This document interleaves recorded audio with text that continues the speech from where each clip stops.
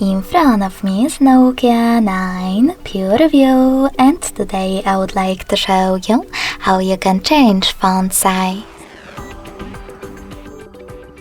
Begin by going into Devices settings and then selecting Display section. Following that, tap on Advanced. Scroll all the way down and choose font size. Lastly, swipe left or right on this slider to adjust it.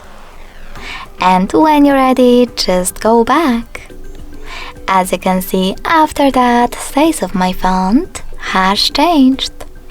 Thanks so much for watching. If you enjoyed this video, don't forget to leave a like, comment and subscribe.